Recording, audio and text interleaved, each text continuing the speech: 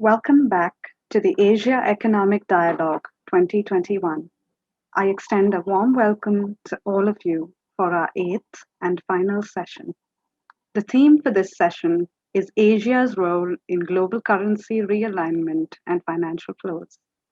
This session will be chaired by Dr. Urjit Patel, who served as Governor of the Reserve Bank of India from 2016 to 2018. Prior to that, he was Deputy Governor in charge of monetary policy.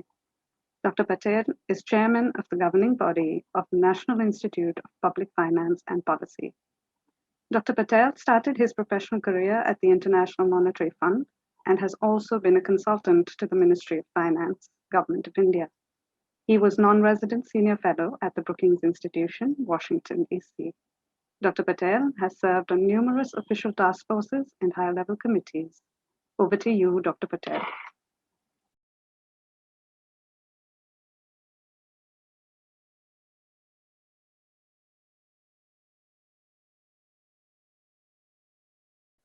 Thank you for the introduction. If I may briefly add some words of welcome to all the participants to the last session of this year's Asia Economic Dialogue.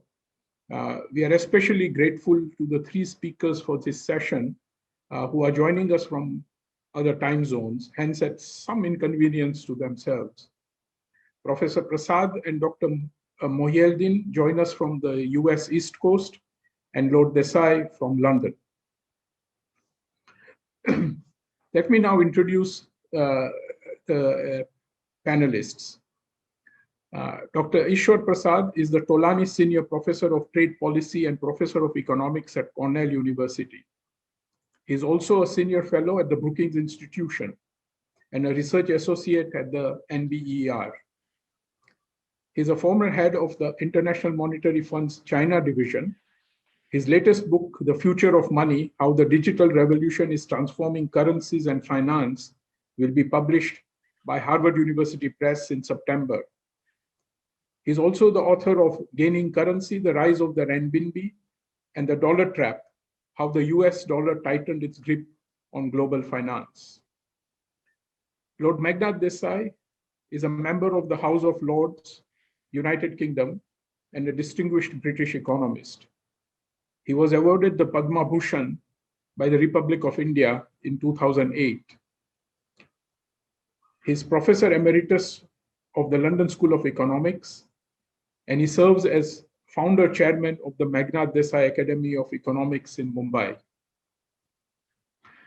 Can we see Dr. Meghnad Desai on the screen, please?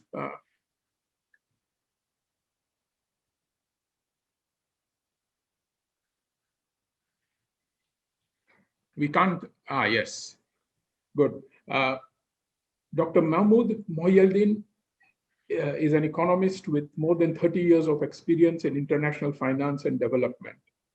He is executive director at the International Monetary Fund. He has been United Nations Special Envoy on financing the 2030 Development Agenda.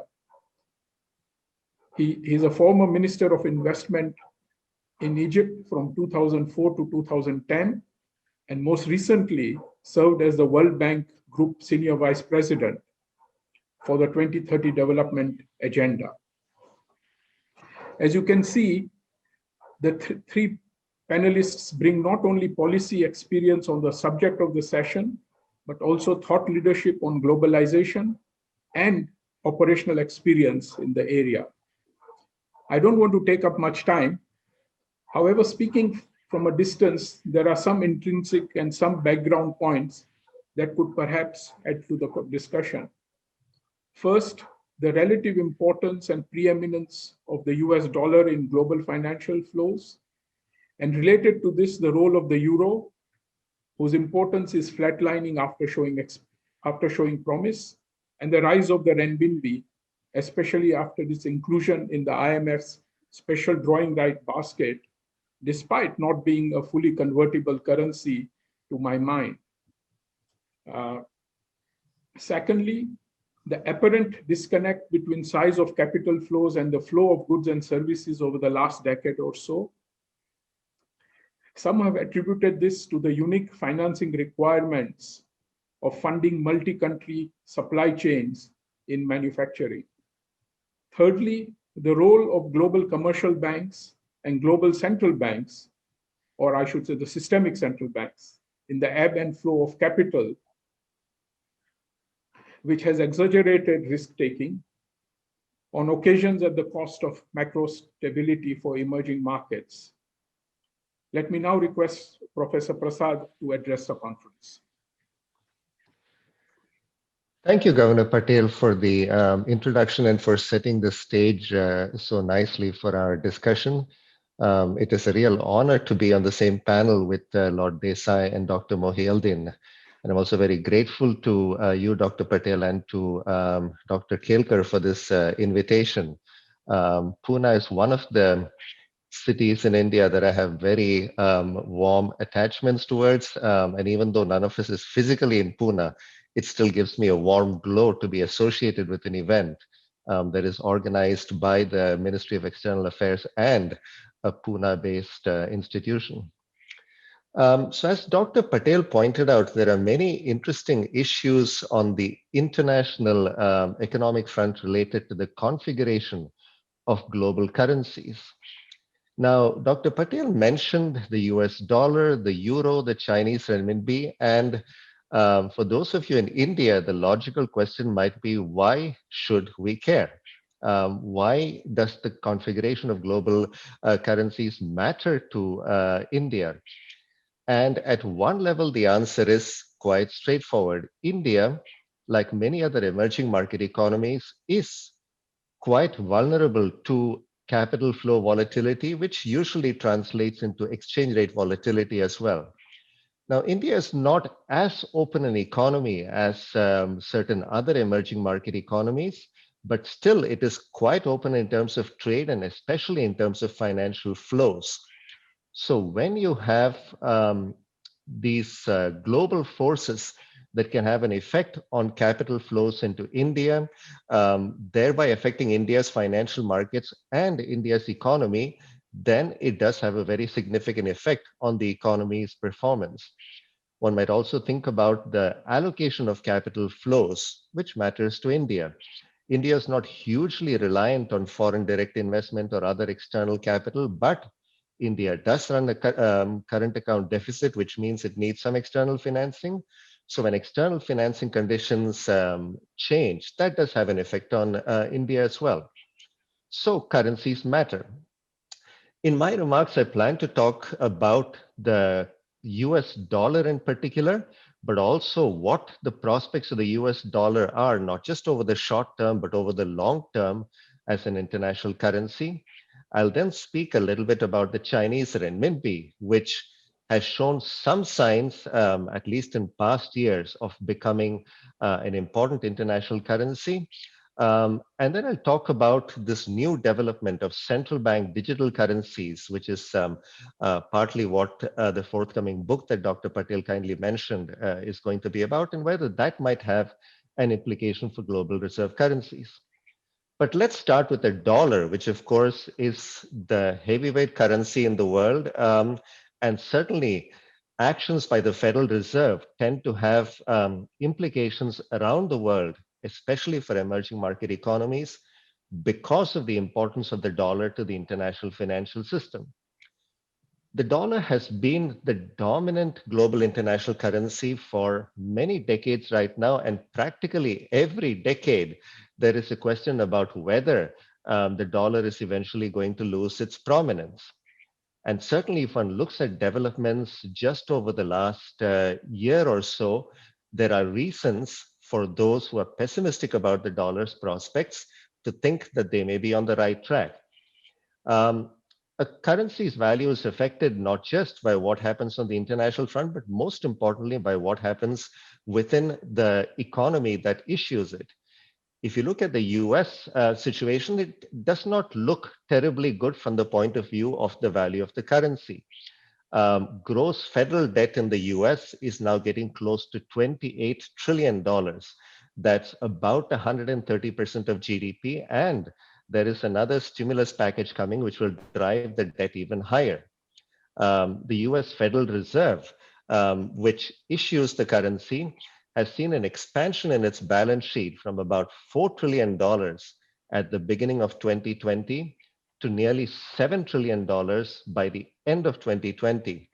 Just before the global financial crisis, to give you a sense of how large these numbers are, the Fed's balance sheet was barely $1 trillion. Of course, it went up a great deal after the global financial crisis, but has taken another spike. So all of this, you might think, should cause domestic investors and international investors to shy away from the US dollar. Indeed, it looked like there might be the beginnings of that when the yield on the 10-year Treasury note, which is a very important benchmark interest rate in the United States, rose from a pretty low 1% to about 1.6% just a few weeks ago. So there was a sense that the tides were turning, concerns about inflation were rising, and maybe, as many prognosticators are beginning to see it, we would see a huge fall in the dollar's value. They had some wind behind their backs, these prognosticators, because the dollar's value on a trade-weighted basis had fallen by about 10% over the year 2020. Now, 2021 has started looking a little different. The US dollar has stabilized. While there are some concerns about inflation that are beginning to perk up, inflation still remains contained by any measure. And then if you look at how markets are responding and how they are treating the US dollar, the remarkable thing is that so little has changed since the global financial crisis. And in my book on the dollar, this is a point that I emphasize, that we are stuck in a dollar-centric financial system, which has one very interesting paradox, that every time there is turmoil anywhere in the international financial system, including in the US, people turn to the US dollar for safety. That pattern has not changed. So in fact, if you look at the dollar's role as an international currency, if anything, it has slightly strengthened over the last year rather than falling. So how does one think about the dollar's, any currency's prominence as an international currency? There are different aspects to it. One might be its role in international payments. That is, how much of international payments are denominated and settled in that currency. Now, it used to be the case that the dollar was dominant in this role. The euro then started gaining significant traction, not just because all trade within the eurozone, which has increased a great deal since the eurozone was formed, is denominated in euro, but the euro is beginning to get used more widely around the world. It looked like the euro might soon become the dominant payment currency. That has not happened. After an initial surge in enthusiasm about the euro, the dollar and the euro have been trading places as the most prominent international currency. One metric by which one can measure the denomination of international payments is how much of the payments that are managed through the SWIFT messaging network, which is the messaging network that is used for most international payment transactions, how much of that is denominated in different currencies. And it turns out that based on most recent data, the US dollar accounts for about 40% of global payments managed through the SWIFT network, the euro for about 38%. If you take out trade within the eurozone, the dollar share becomes even more prominent.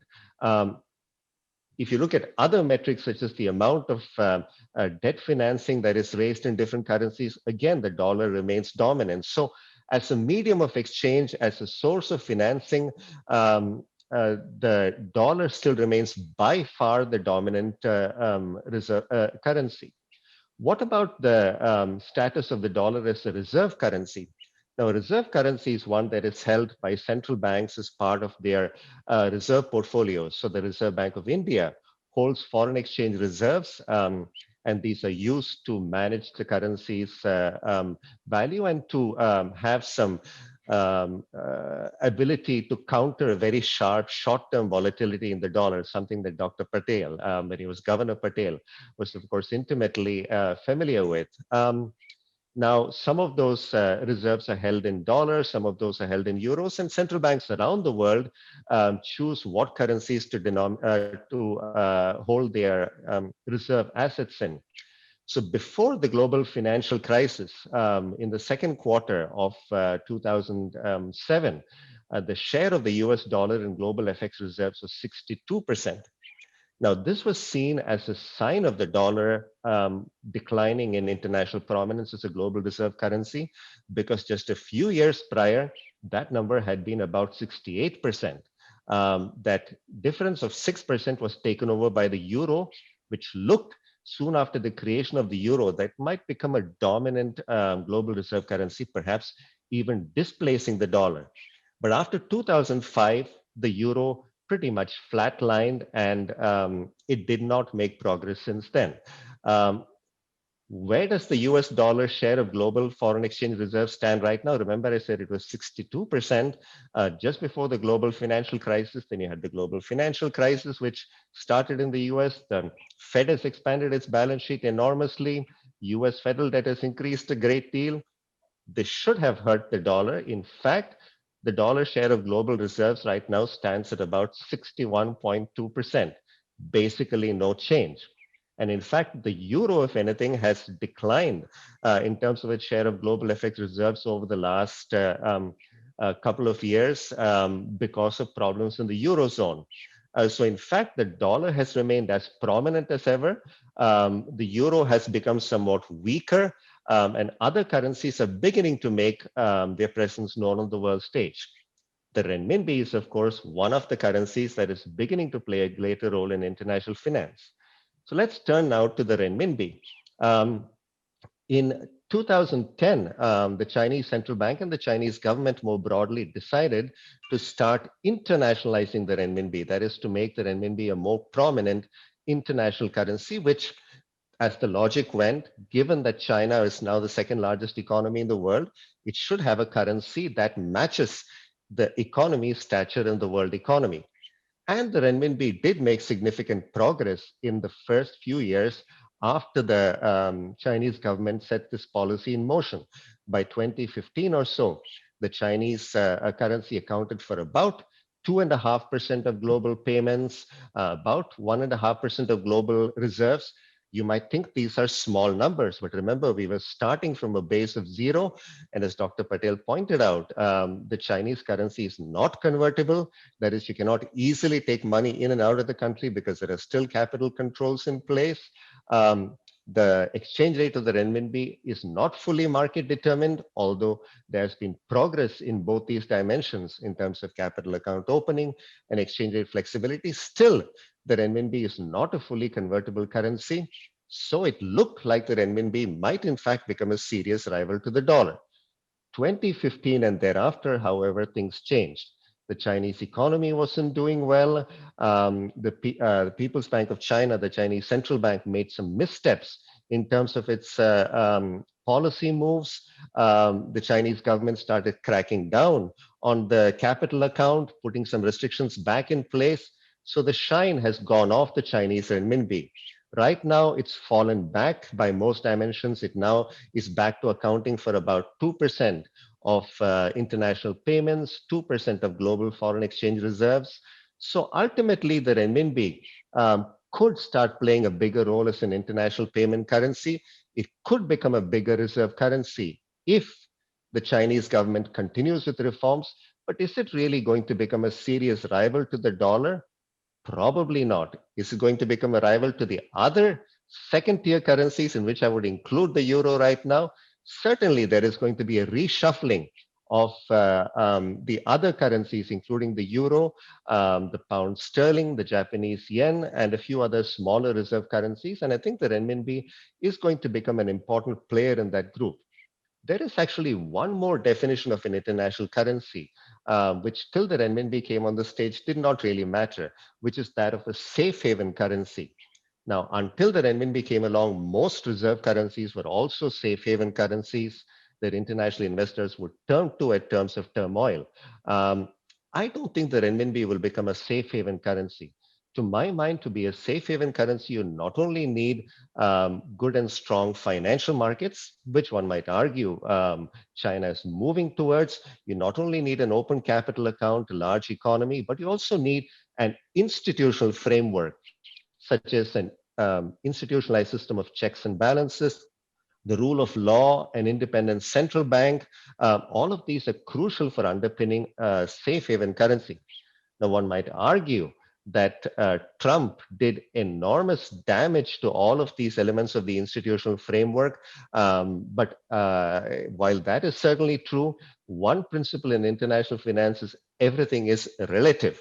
Certainly, US institutions might have taken a beating, but if you add up the size of US financial markets, the size of the economy, and the still reasonably robust institutional framework, it's hard to see a serious rival to the dollar.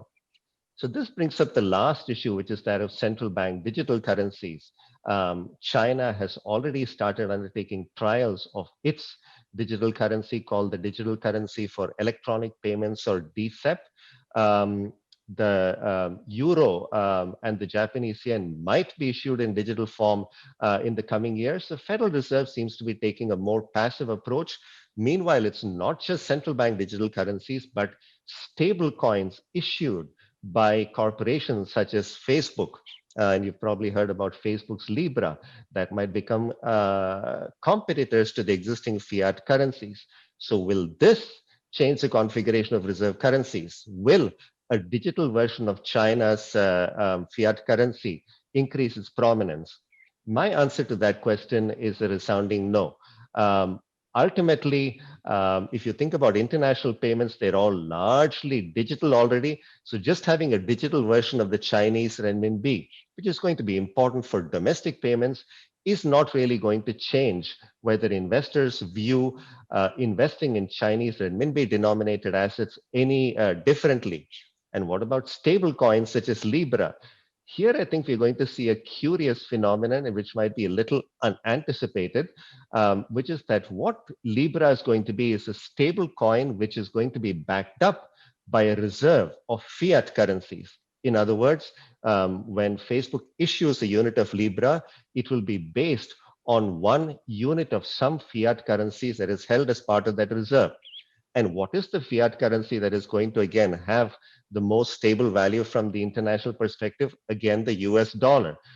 So while Facebook has talked about issuing stable coins denominated or backed up by different currencies, if anything, we are likely to see the dollar-backed stable coin likely to have the most traction. So I don't think these developments are going to fundamentally alter the configuration of the major currencies. But for smaller currencies, currencies of small economies, and currencies issued by central banks that are not seen as that credible, these could all be game changers. If you have a digital version of the dollar that is available freely around the world, or if you even have a stable coin such as Facebook that is easily accessible around the world, it could have a fairly devastating effect on the currencies of small economies, especially small emerging market economies, and economies that don't have very credible central banks. There are many Latin American economies that are already dollarized or partially dollarized, meaning that the dollar is used in preference to their domestic currencies. If people in these countries have easy access to Facebook's Libra, they may see that as much more trustworthy than their own national currencies. So in conclusion, what I would like to say is that there are going to be some very interesting developments on the international financial front, especially related to digital currencies. I don't think these are going to lead to a fundamental reordering of currencies. If anything, and again, somewhat paradoxically, I think many of these forces are leading to more competition among the second tier of currencies, while the dollar's role as an international payment currency, as a reserve currency, is, if anything, going to be strengthened, which means that countries around the world, including India, are still going to be very much subject to the whims and vagaries of US policies. Thank you, Eswar. Wonderful presentation. May I now request Dr. Mohieldin? He actually has a few slides. Right. Thank you so much. It's a great honor for me to join this panel. Thank you so much, Dr. Patel, for having me and for the nice introduction, and to be part of this important high-level event.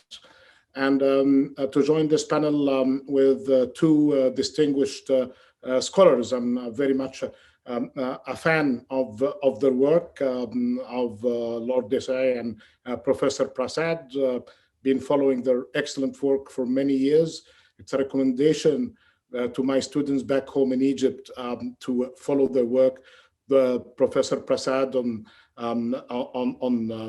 currency and foreign exchange and international finance. Of course, Dr. Desai on the political economy issues. I enjoyed a lot as well your recent book on Marx and capitalism. So I'm trying to build on this fascinating tour by Professor Prasad. Yes, I have a presentation, but I'd like to go back to these issues of underlying fundamentals that will make really major changes in the future of currencies, perhaps based on his excellent analysis. Perhaps I might be more bold in the future of Asian currencies and the renminbi in particular, despite the constraints that we see today. But let's go and see what's happening based on some of these figures that show some trends in the economy, trade and investment, and regional integration.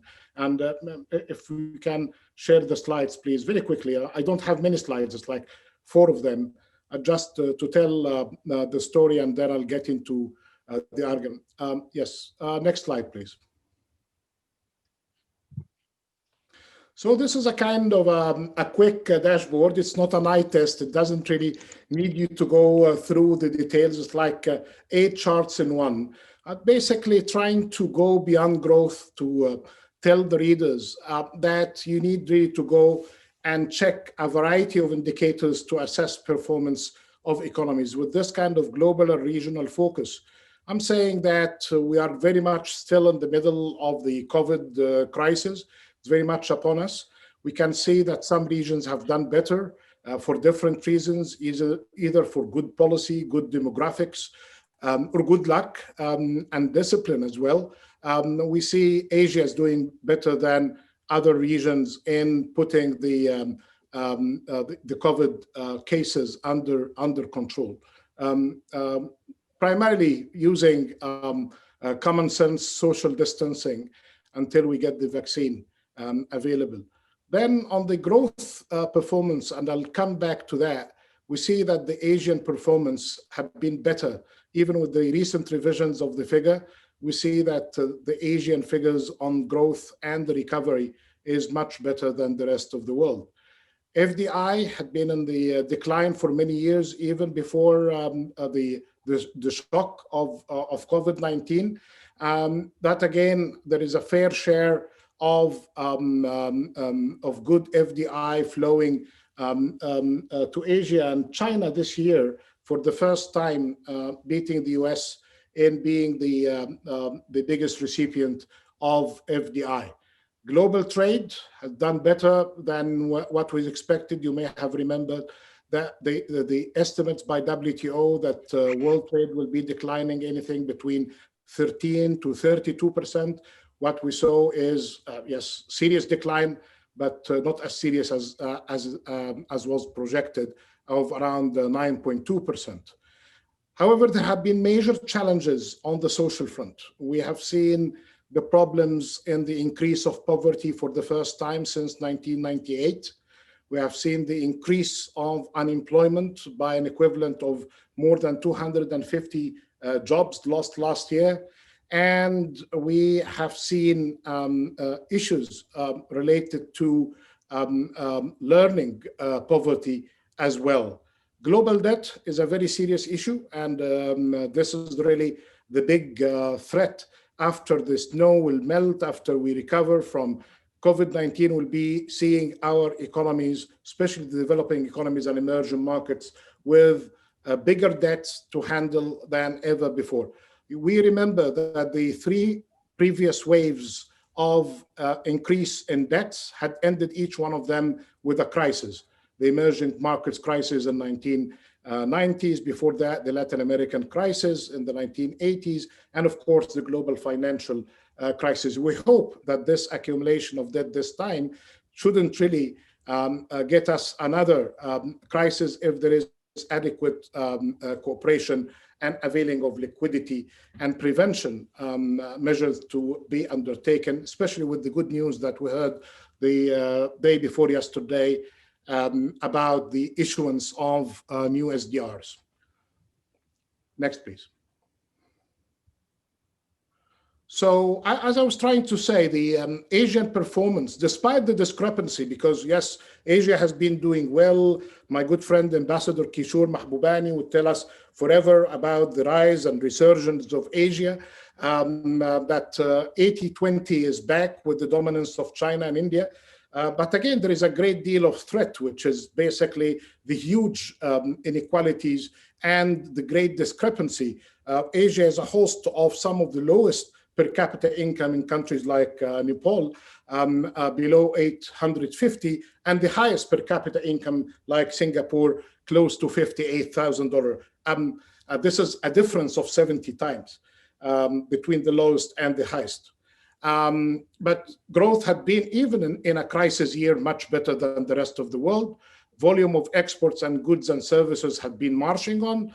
The share of global merchandise trade during the last 25 years or so had been leading us to think of this kind of shift towards Asia, and more on labor productivity as well, of improvement there. So that gets me into my last slide, which is more on the political economy of the story, and trying to link that to the excellent analysis by Professor Prasad. Next slide, please.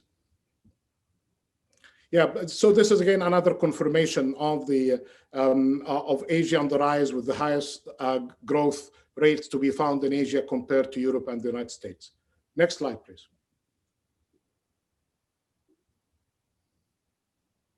Yes.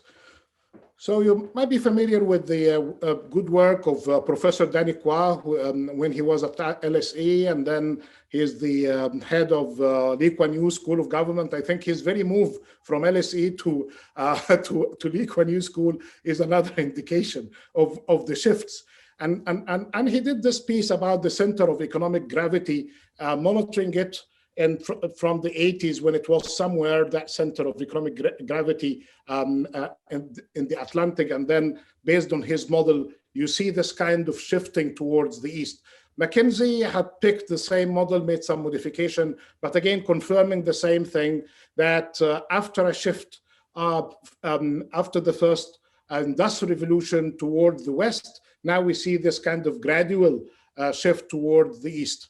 Here, we are really facing two things. And here, I'm trying to take the issue of currency, swaps, and debt arrangements as part of the global public goods, in addition to the great work of Professor Prasad in the dynamics of exchange rates and the future of different currencies, the future of digital currencies. But here, what we see this issue, we see a relatively rising powers and relatively declining powers. And with this kind of rise of power, there could be some certain dynamics of expectation of more responsibility to be really borne by those who are rising in the global public goods, including matters related to stability, not just on the peace side, not just on the matters related to global governance side, but again, matters related to international monetary and financial stability should be really considered. If we fail in this kind of relay race, there will be either one of two traps,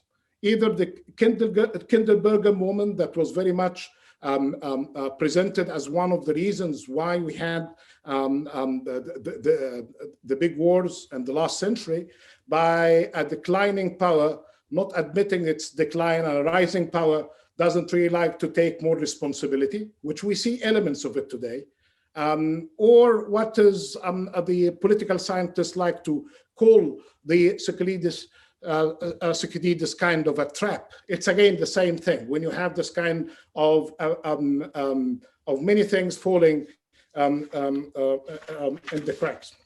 So yeah, so this ends my presentation. I'd like just to provide some comments here based on that.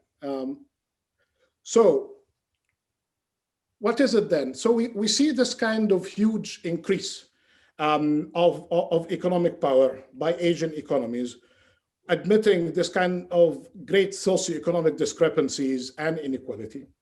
We see that in Asia, there is more and more trade happening within, intra-trade within Asia in variety of arrangements. The CPTPP on the agreement for the Trans-Pacific Partnership, the recent Regional Comprehensive Economic Partnership, and then of course the South Asia Sub-Regional Economic Cooperation. These all would really tell us something about the future of currencies. When you have all of these huge trades happening within Asia, and then we have investments happening within Asia.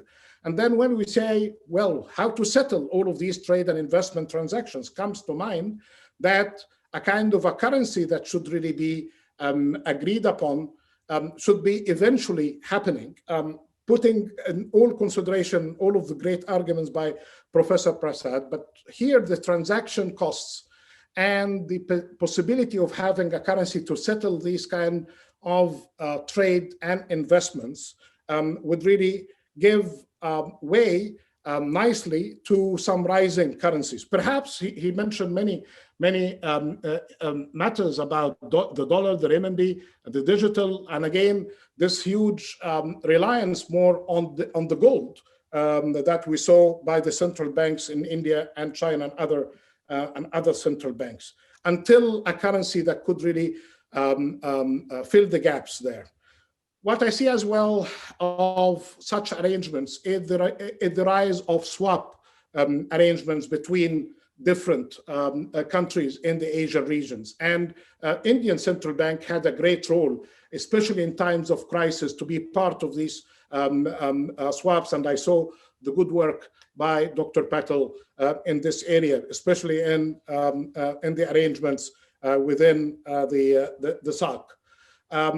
Then beyond the short-term arrangements, we see this kind of big rise of development finance and trade finance by the development banks and the Exim banks. This is again shifting some of the concentration and more reliance on the Western Hemisphere-based development institution.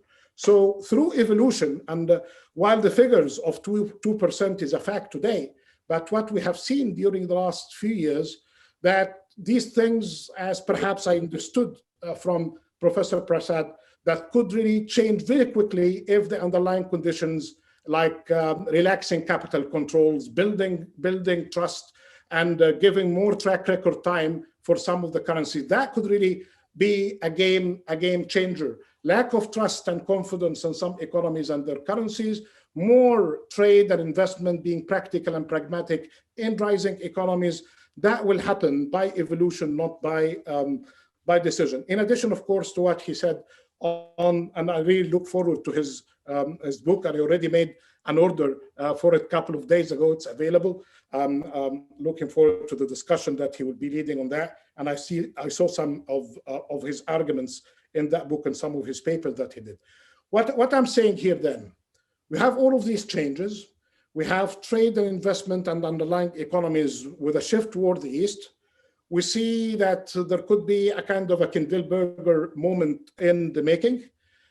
We see as well the rest of us, the rest of the world, it's not just the West and the East, but the rest of the world with more trading and more investment ties with Asia, trying to settle their trade and investment through new currencies to minimize the risk as much as they can, with many offers that have been led by China and by India in many of these trade and investment arrangements and other countries in the region. The defining moments here about this kind of leadership will be in three areas. What Asia could be doing more on the COVID-19 crisis recovery. This is number one.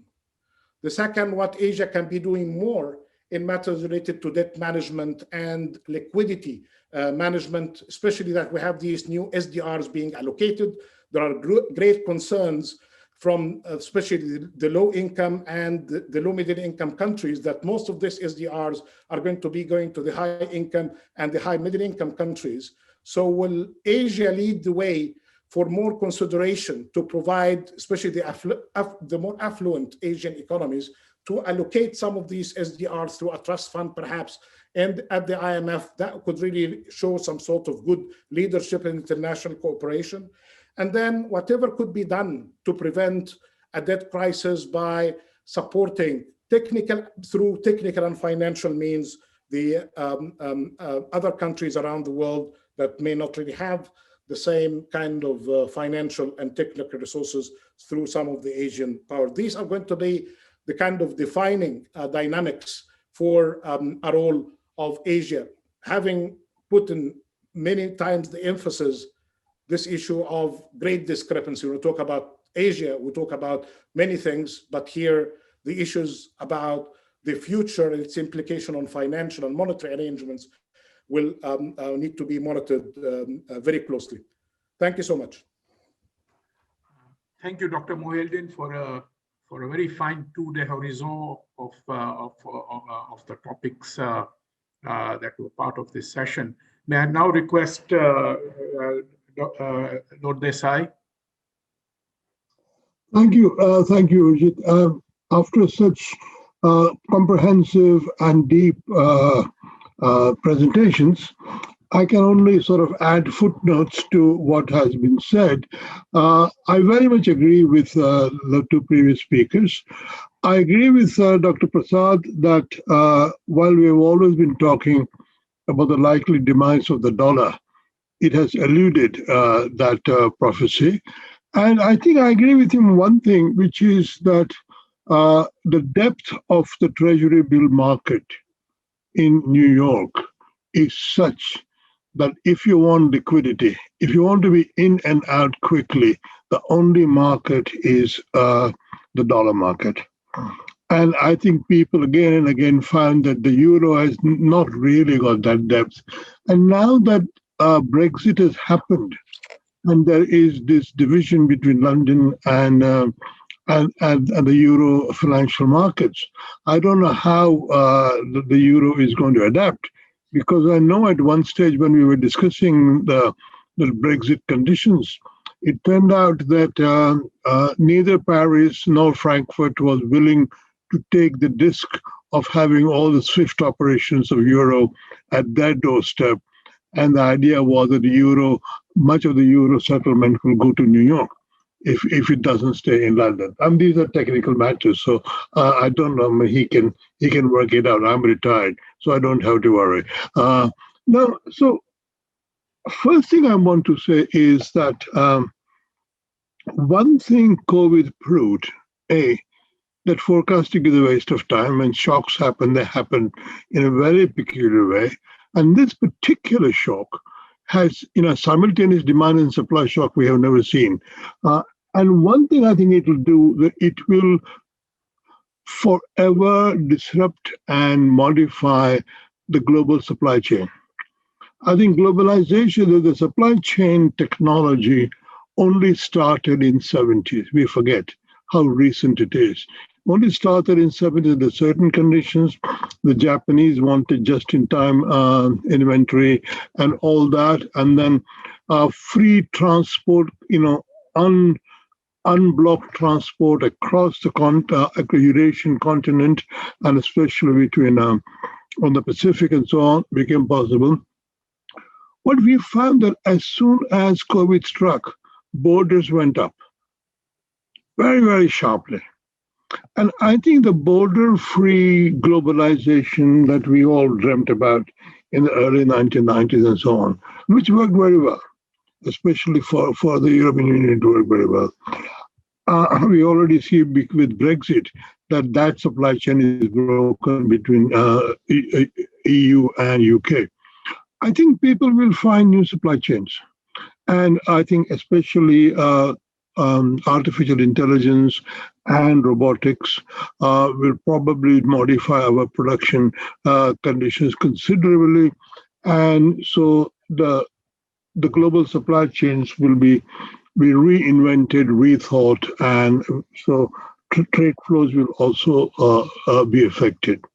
Now, I think when we talk about Asia, we really talk about East Asia, We're not actually talking about the rest of Asia.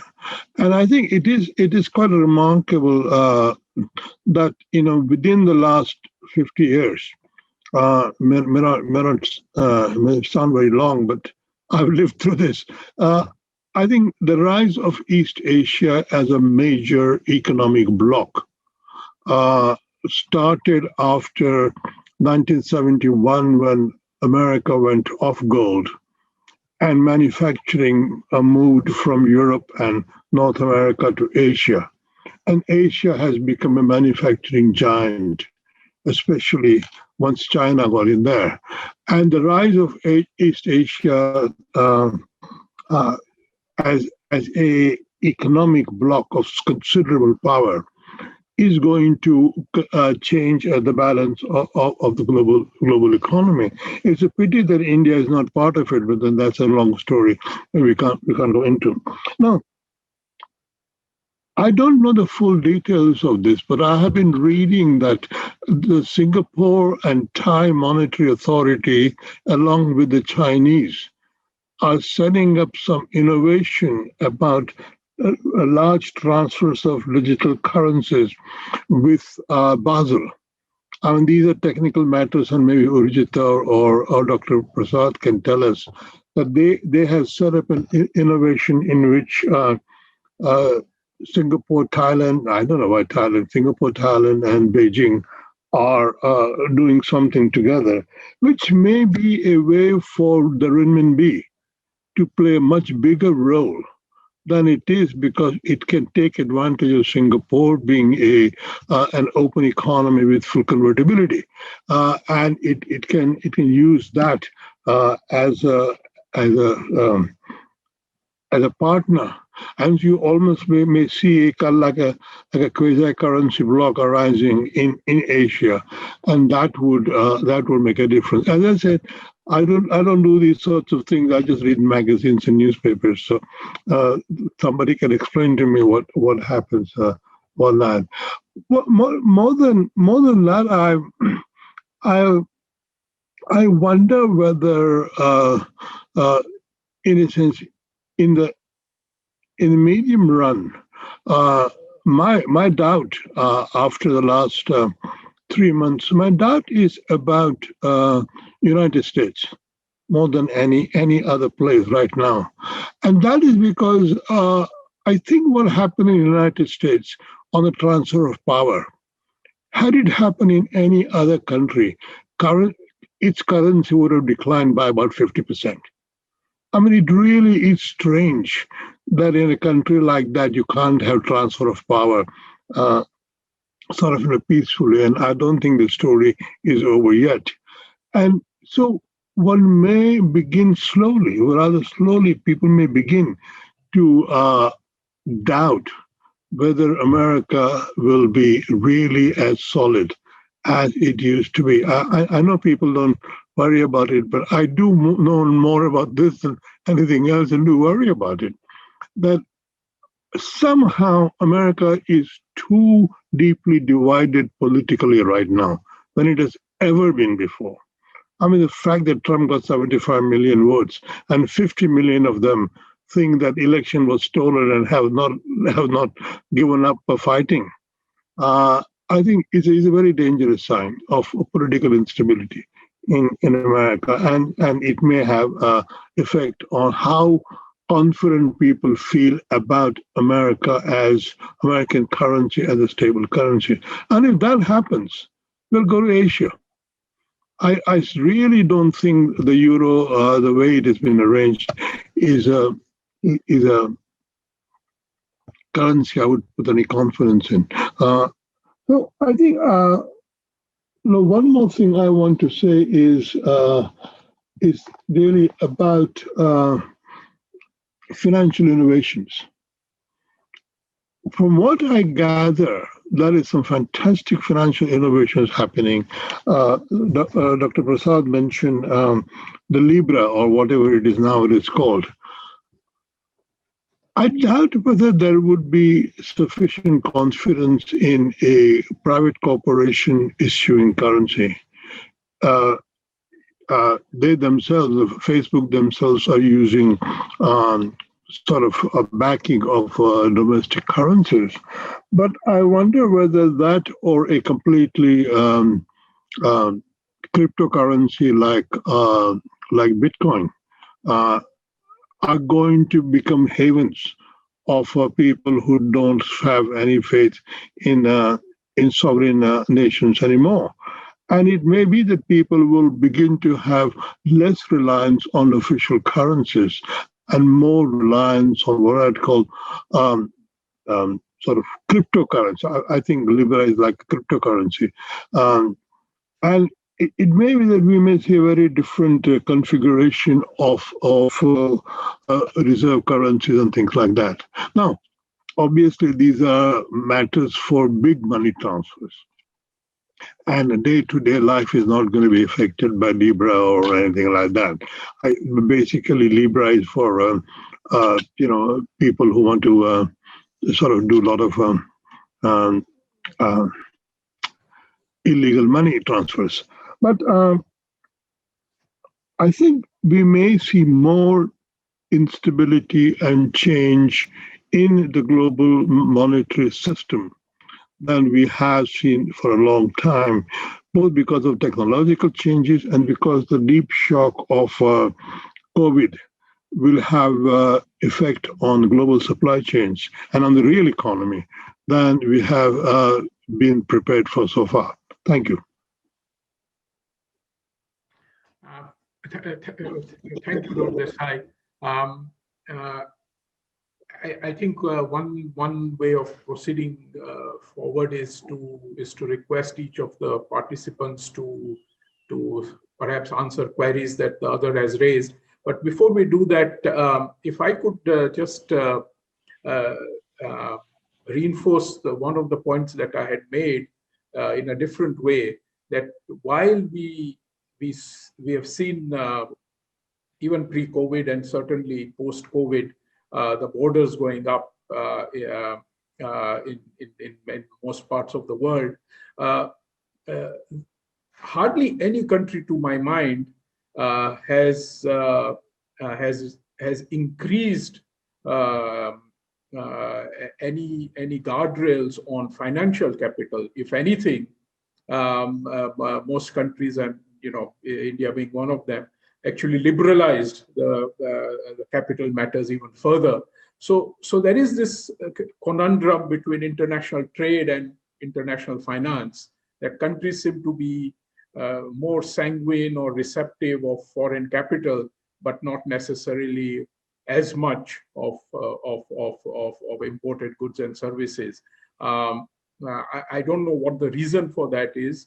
One of the issues. Money moves faster. Money moves faster and is less visible. Right.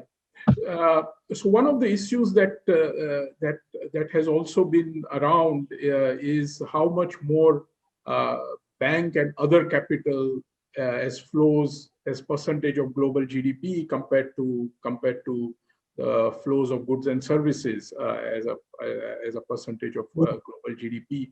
And there is now some work which is in the last few years, that part of this increased use of finance is actually the way global value chains are being financed, that they actually need more financing because there are more nodes. So I wonder if any of the participants would want to comment on that, or on any of the issue that the others have raised. So may I go back to Eswar, and then we will go further along. Thank you. So Dr. Mohieldin and Lord Desai have raised some very important and in some ways provocative points. And Governor Patel, you have added to the set of big questions that I think need to be addressed, but I'm going to stick to a very narrow set of issues that I know one or two things about, rather than try to address these really more fundamental questions that all three of you have posed. Going back to the issue of currencies, I'm actually in agreement with Dr. Mohieldin and Lord Desai on one important issue, which is what the configuration of payment currencies is going to look like. As China starts playing a bigger role in the global economy and in international trade. As its financial markets develop and open up, I can well see the renminbi starting to play a much more important role as an international payments currency. Now, I spoke about the Chinese digital currency, argued it would not be a game changer, but there is actually a game changer that is already moving, which is the cross-border interbank payment system, or the CIPS, which China has set up, which will make its domestic payment system talk much more efficiently with the payment systems of other countries. It turns out the CIPS also has the messaging capability that could ultimately displace messaging going through SWIFT. So if you think about international finance, and here there is a relation to international trade, why should all international contracts in, say, oil be denominated just in US dollars? Why should those payments be denominated and settled just in US dollars? There isn't a good answer, especially as other currencies, including emerging market currencies, such as the renminbi or perhaps even the Indian rupee, start becoming transacted more broadly, where you have more financial instruments to hedge risk in these currencies, and where the cost of transacting in these currencies fall. So in fact, if one was to posit that the dollar's role is going to decline, I think the one area in which it might decline is in the international payment dimension, where other currencies, as well as perhaps stable coins, might start playing a somewhat important role. But it's in the role as a store of value that I think we are not going to see fundamental change, because there, and I'm very much in tune with Dr. Desai's concerns about the US, especially living in Washington, DC. I lived through these nightmarish moments of seeing the institutional framework of the US not just being chipped away at, but crumbling in many ways. But so far it is held up. And as I remarked earlier, in international finance, you don't necessarily have to be resoundingly good. You just have to be the best in a relative sense. And there, as Dr. Desai pointed out, given the depth of US financial markets, especially US fixed income markets, it's hard to see a clear alternative. And it's difficult also to see either decentralized cryptocurrencies such as Bitcoin or Ethereum, or stable coins such as Libra, which is now called, which is going to be called Diem when it is finally issued. These being serious alternative to fiat currencies as stores of value. So there is, despite my earlier remarks, some change coming, but it's going to be in one particular dimension of international finance. And I think the core of the reserve currency configuration is not going to be dramatically altered by these developments. Yeah, one of the things, if I may add just as a footnote, we have forgotten the yen. Which we used to be a major reserve currency once upon a time. And I wonder if the Chinese are not going to use either the Singapore dollar or the yen as one of the partner currencies to get onto the global scene, because I think they'd be reluctant to fully liberalize their own capital markets, but they would try and get into the field as much as they can via a friendly currency. So what China has been doing in response to your comment, Dr. Desai, is to sign bilateral currency arrangements with other countries. So there are the bilateral currency swap lines that the People's Bank of China has issued with about Thailand 30 and central banks Singapore, around the world. But they also have specific arrangements to trade bilaterally in their currencies. So if you think about China, Korea, China, Japan, China, Russia, these countries trade a lot with each other. So the idea is that they agree that the renminbi, even though it's not a convertible currency, would be taken in payment for those countries' imports from China, and they would use those renminbi for imports from China. So that sort of currency arrangement will certainly increase the renminbi's traction as an international payment currency, although again, it's not going to be a game changer in itself. No. Yeah. Dr. Mohieldin, if you would like to... Thank you so much. I'm in total agreement with what Professor Prasad just mentioned, and the excellent points made by Lord Desai. But let me just try to add something here. talking frequently with governors, central banks from Middle East and Africa, there is a kind of assertion. By all means, they are not really the shakers and movers in this system. They take lots of what's happening as given. But basically, the kind of advice that these governors are getting now in terms of the composition of the international reserves and the future of safe haven currencies. We see those tendencies in the markets at large. One is basically going back to the old basic safe haven in the form of gold. Yes, there have been lots of speculative elements to that last year and perhaps this year, very exceptional years. But there were elements during the last few years in considering gold more as part of the international reserves. The other extreme is going into that innovation route on matters related to the future of digital elements of cryptos, not by central banks as such in the case of cryptos, but more in the digital currency. I think that will be very much defined by a few dynamics. One is related to the evolution of the trade and investment systems around the world.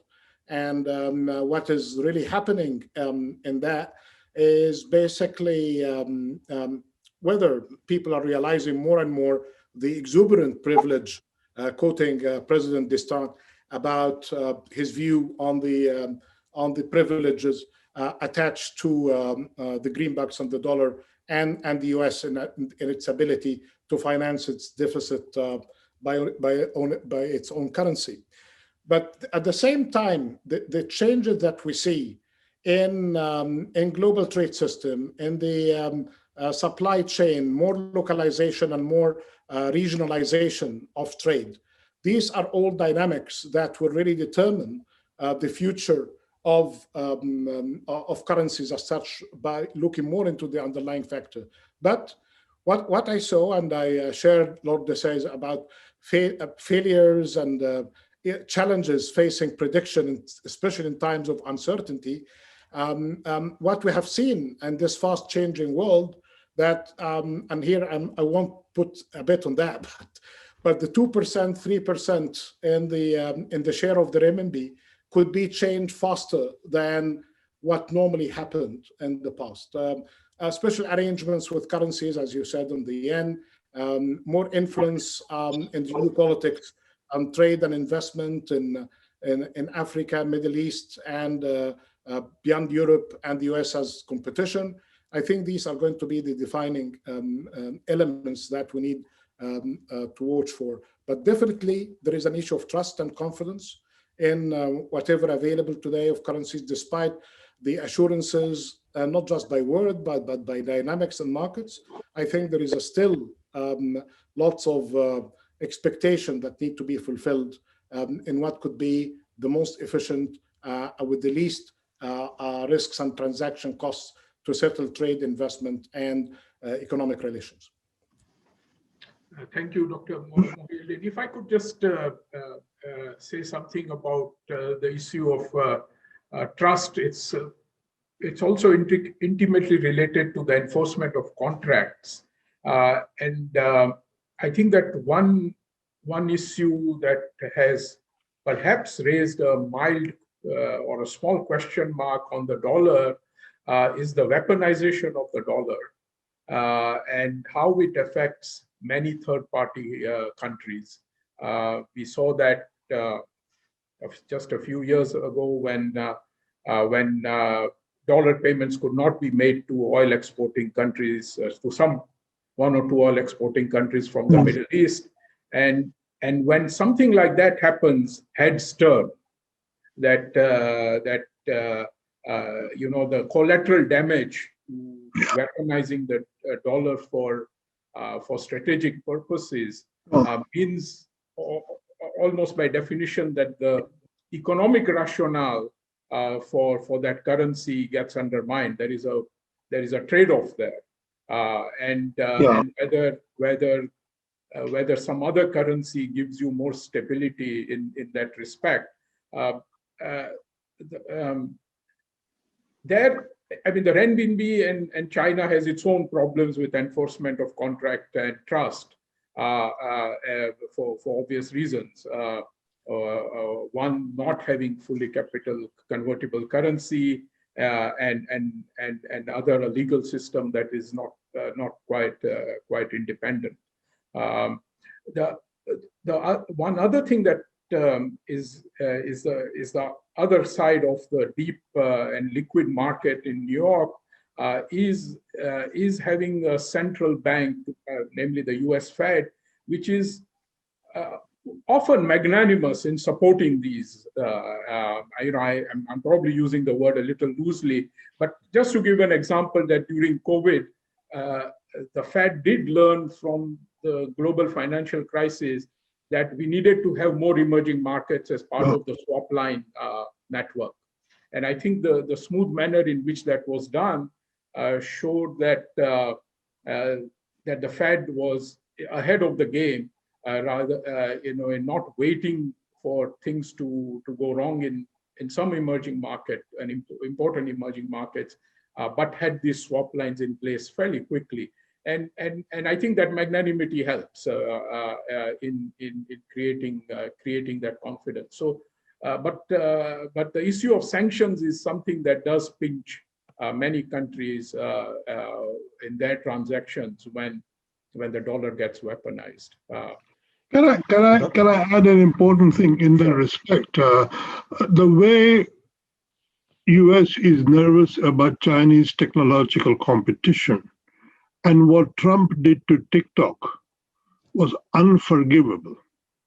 In my view, America behaved like a third world country and saying, well, I don't like this bit of foreign investment, I'm going to stop it. Or what we did to Coca-Cola during the Janata government, that was done.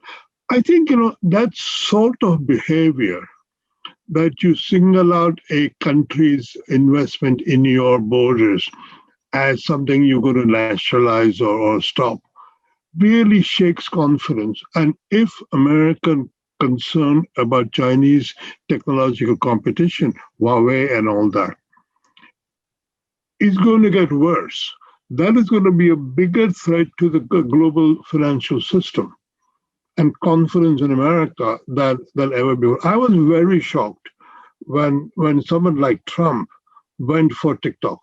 I mean, TikTok, for God's sake. Huawei I can understand, but TikTok I can't understand why anybody would want to worry about. So I think there is that degree of wobbliness about the American confidence in itself, which I think we ought to, at one corner of our mind, keep it, because that may flare up. Because I think that there's a lot of talk, both in UK, very anti-Chinese talk in UK, as well as in US, and that is not healthy. So to build on the remarks that both you, Governor Patel and Lord Desai, have made, I think it's worth recognizing that the US has done practically everything in its power to get the dollar off its pedestal. As Dr. Desai pointed out, if any other major country had seen the sort of messy transfer of power and the chipping away at institutions that we've seen over the last 4 years, its currency would have plunged. If you think about the sort of macroeconomic policies the US has run, which have not been great for productivity, which have led to a massive expansion of the Fed balance sheet, of course, in response to some big shocks that it had at least the second round of shocks that it had no control over. If you look at the massive expansion of the US government debt, that should create concerns about the value of the currency.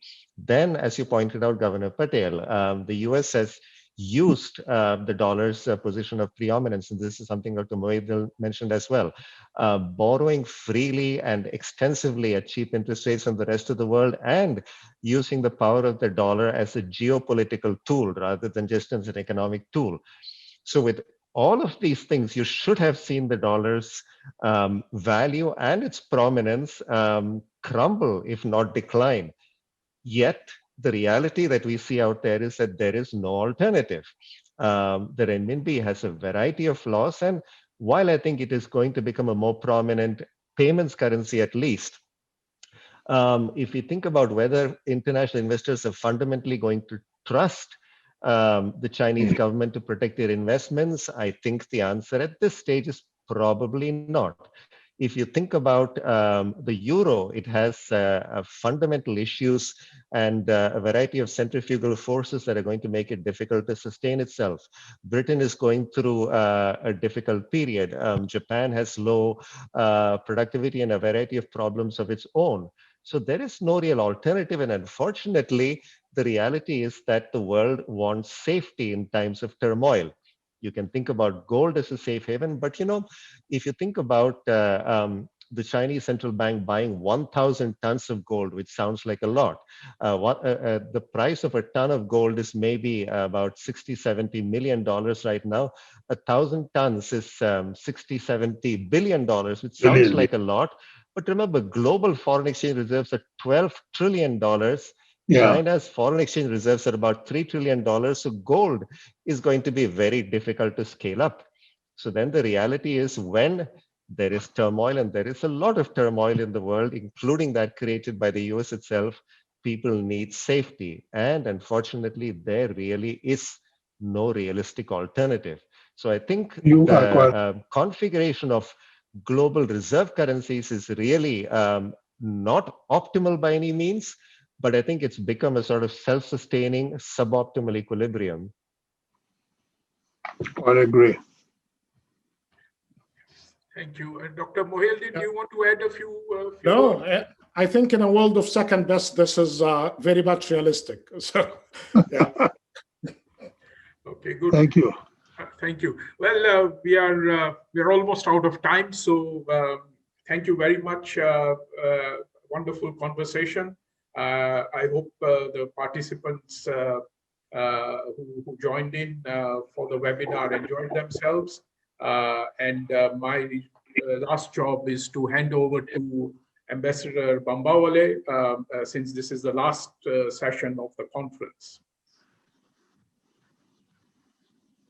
Thank you. Okay. Thank Can you. we go?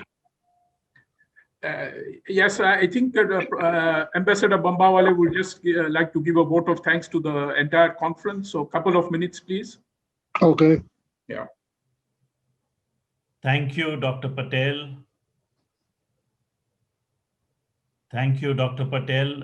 All I can say as the convener of the Asia Economic Dialogue is wow, wow, wow, wow. This has been an amazing session. We have ended on a high, and it's really been wonderful to listen to all four of you.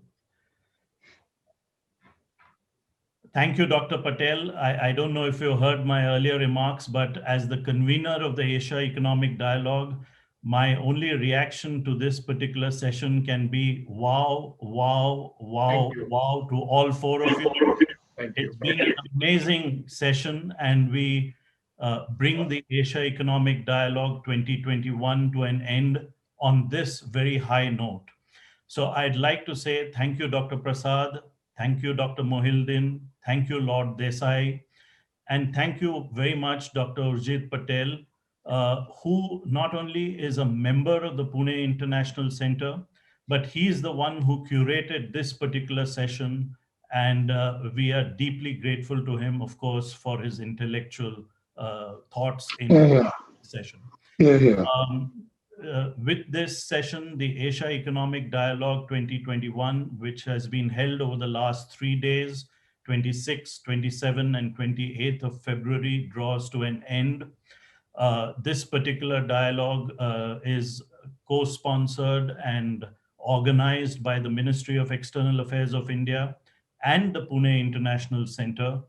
And it gives us great pleasure to announce that this has been an outstandingly successful Asia Economic Dialogue, even though it has been held, or perhaps maybe because it has been held entirely virtually. But We hold the Asia Economic Dialogue, and even though we focus on Asia, we have speakers from across the world. We have had great sessions on where the WTO is headed. We have had this wonderful session on Asia's role in global currency realignment and financial flows.